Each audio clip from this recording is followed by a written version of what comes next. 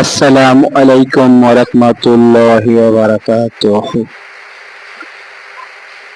আগামীকাল ডিআইটি মসজিদের চতুর্দিক আপনাদের ভিডিও দিয়েছিলাম, আজকে দিলাম যেখান থেকে সরাসরি ডিআইটি মসজিদের ভিতরে ঢোকার রাস্তা।